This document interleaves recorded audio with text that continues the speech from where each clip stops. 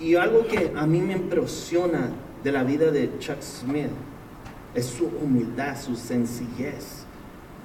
Y como el lema de su iglesia, aparte de estas 3 citas que le acabo de leer, eran 3 cosas. Apúntenla. La primera era enfatizar la palabra de Dios. O sea, sobre todo la palabra de Dios. Jesús mismo dice que la palabra de Dios es sobre aún el nombre de Jesús. La palabra de Dios. Número 2 era la adoración verdadera. La adoración que llega al trono de la presencia de Dios. Que no era nomás subirse aquí para cantar por cantar, sino era ministrándole a Dios y ministrándole al pueblo. Número 3, no programas o estrategias humanas, sino seguir la guianza del Espíritu Santo. No encajonar al Espíritu Santo, no encajonarlo, sino darle al Espíritu Santo libertad.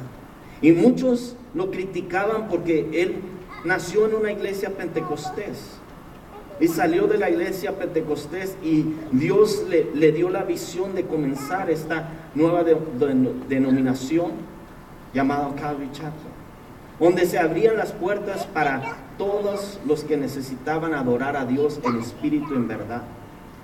Muchos que venían, que eran de trasfondo bautistas, decían: no, esa iglesia Calvary Chapel es muy pentecostal para mí.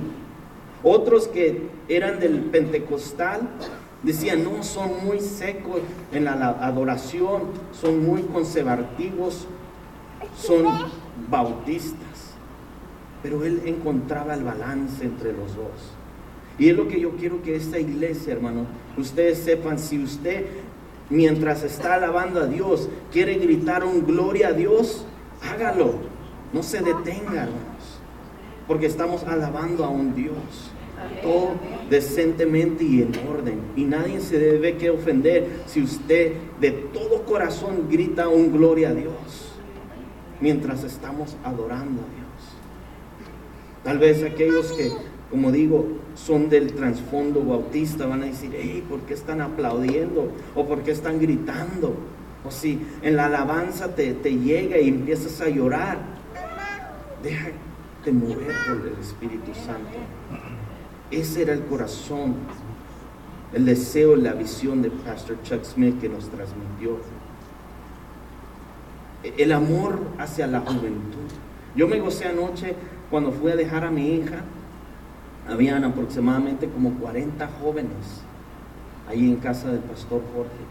Y yo me gozo porque el pastor Jorge tiene un corazón, y yo al igual, que queremos alcanzar a la juventud. Ellos son los próximos líderes. Ellos son los próximos pastores, misioneros, evangelistas, músicos. Y tenemos que invertir en mostrarles el amor de Cristo. Él abrió las puertas para los hippies en los años 70. Y muchas iglesias conservativas lo criticaron y dijeron: mira esos greñudos, mugrosos, que van ahí nomás a causar lástima. Pero él los veía como Jesús los veía, como unas personas que necesitaban conocer del amor de Cristo. Y en una ocasión, ahí en Corona del Mar, bautizó a más de 500 jóvenes en un solo día. Era un gran avivamiento que ya les he comentado en otras ocasiones.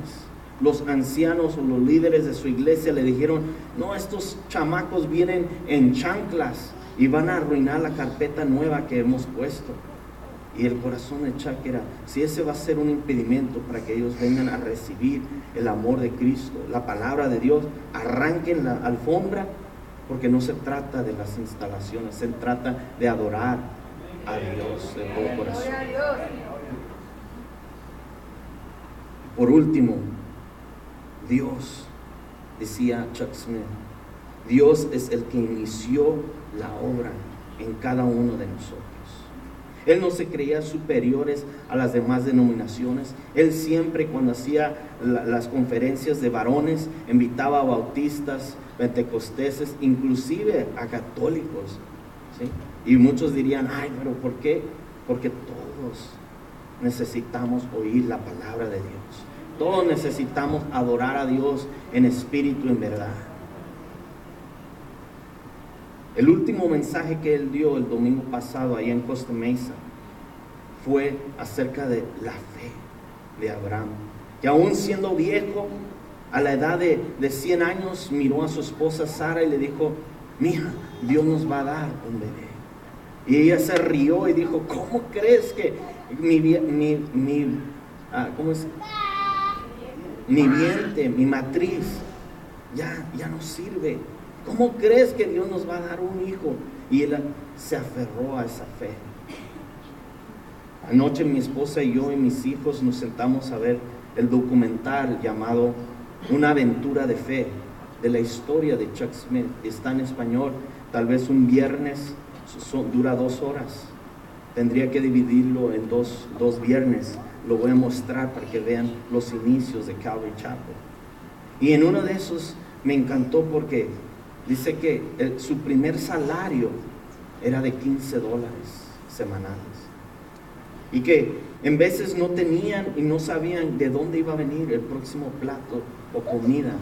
Mas sin embargo ellos sabían en quién habían confiado. Cuando él iba al correo, abría y ahí había un sobre con una carta de un hermano que dijo, o una hermana que decía, pastor, Dios tocó mi corazón y ahí le mando una ofrenda de amor. Esa es la fe que el hermano Chuck Smith, el pastor Chuck Smith tenía. Y eso es lo que vimos la semana pasada, hermanos. Vimos cómo la iglesia aquí en Hechos estaban orando para que Pedro saliera de la cárcel. ¿Recuerdan la semana pasada? Y cuando Dios contestó esa oración, ellos mismos ni se la creían. Yo en muchas ocasiones no he tenido para la gasolina.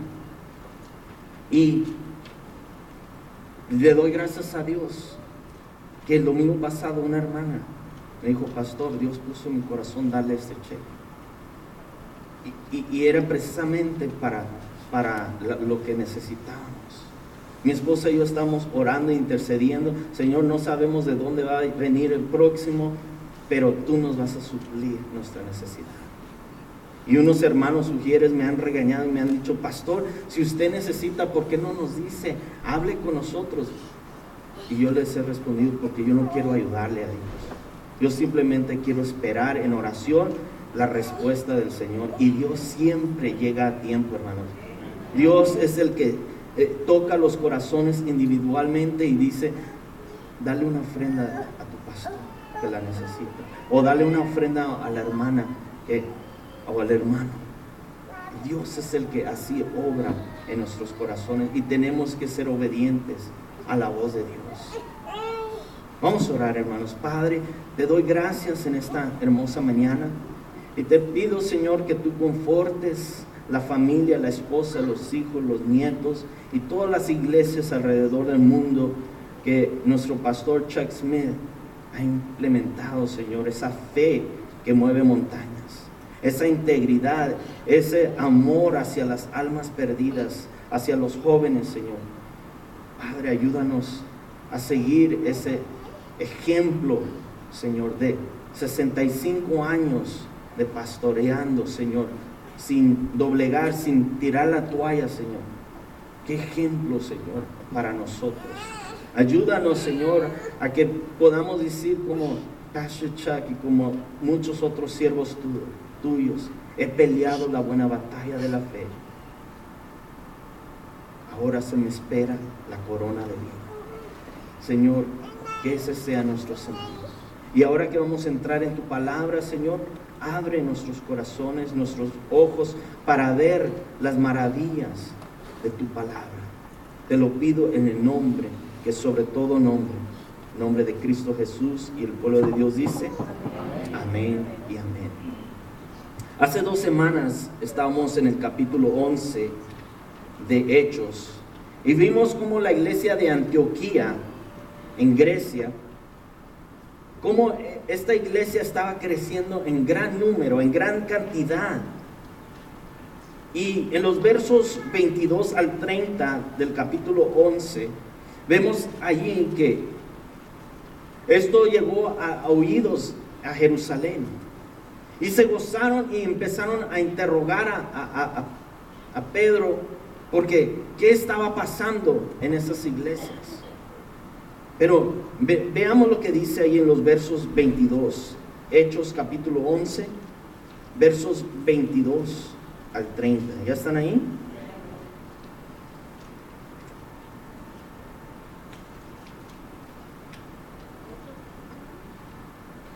Hechos capítulo 11, versos 22 al 30. Llegó la noticia de estas cosas a oídos de la iglesia que estaba en Jerusalén, y enviaron a Bernabé que fuese hasta Antioquía. Cuando llegó y vio la gracia de Dios, se regocijó y exhortó a todos que con propósito de corazón permaneciesen como fieles al Señor. Ese es lo que Pastor Chuck nos decía a todos los pastores: manténganse fieles, inmovibles, manténganse en integridad a Dios. Sigue diciendo, verso 24. Porque Bernabé era varón bueno y lleno del Espíritu Santo y de fe, así como el pastor Chuck. Y una gran multitud fue agregada al Señor.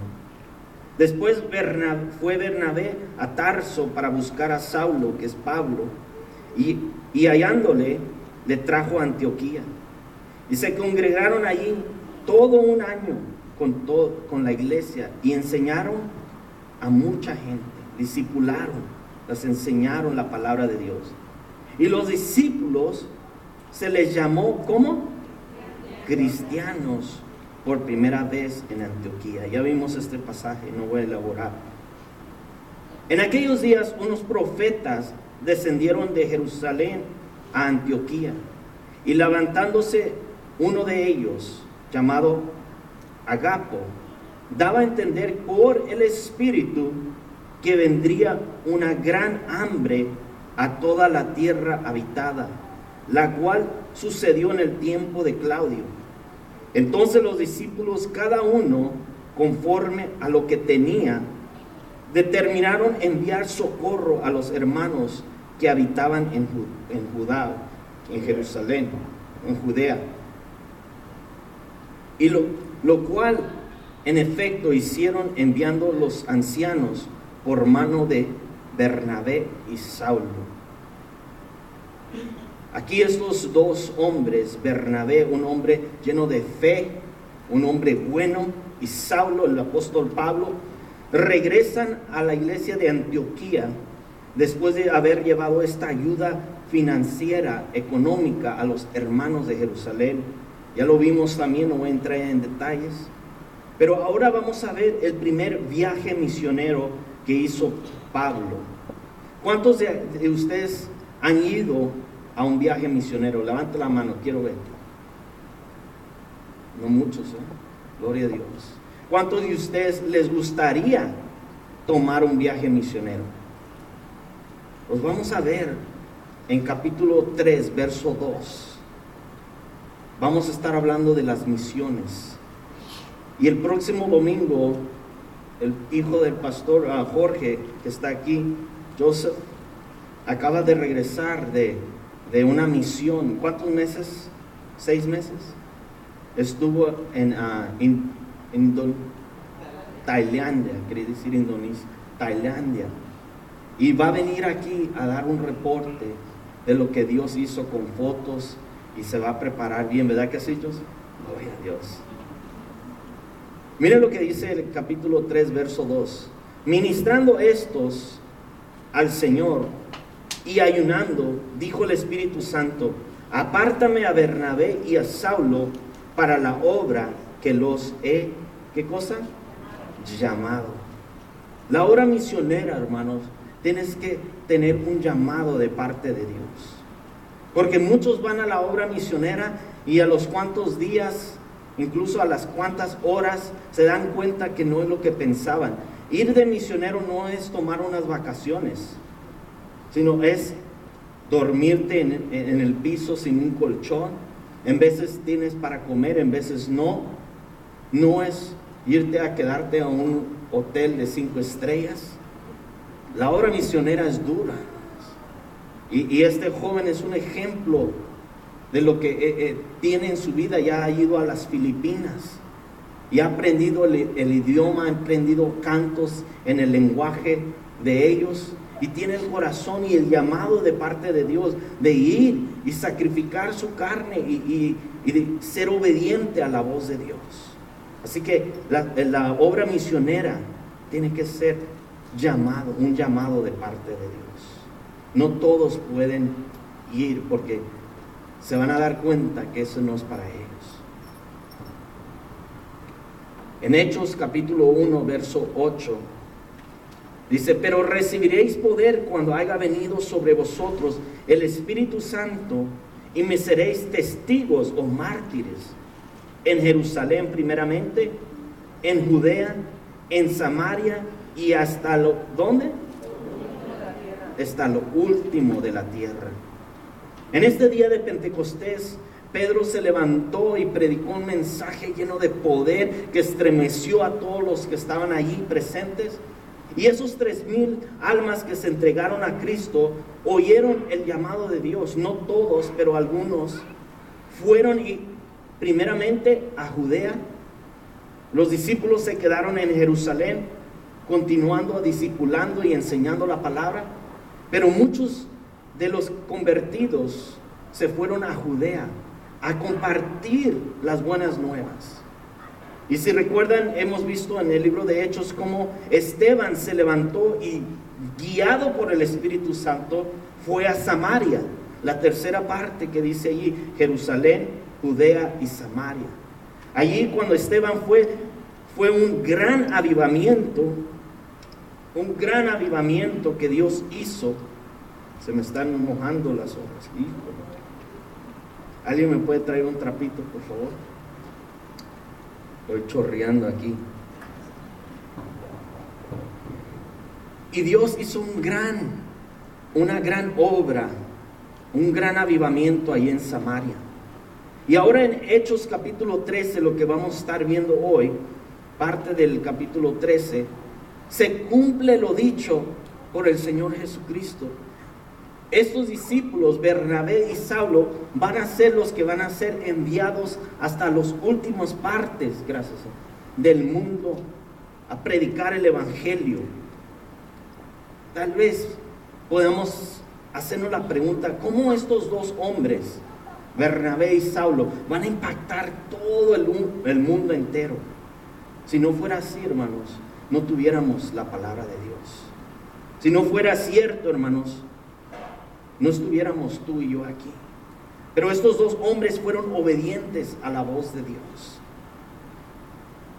Siguieron el llamado de Dios. Y mi oración para ti en esta mañana es que tú oigas esa voz de Dios, el Espíritu Santo haciéndote el llamado. Nuestro lema de nuestra iglesia es, ¿quién se lo sabe?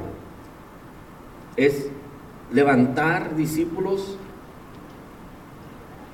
enseñar, ¿qué más? Es ganar, discipular y enviar. Hermano, nuestro deseo es de que si Dios te ha dado el llamado a ti de ir a una misión, que nosotros pongamos manos sobre ti y te enviemos preparado, no más así al aventón, ay, vete por la fe. No, el irte a una misión, tienes que ir preparado, hermanos. Tienes que ir bien entrenado para que el Señor haga algo maravilloso en esa misión que vas allí. Y por eso es el lema de nuestra iglesia: ganar almas para Cristo, pero que no sean almas que nomás calientan bancas todos los domingos, sino que vengan al discipulado, aprendan a cómo servir a Dios y después enviarlos a donde Dios quiera. Yo no quiero ser un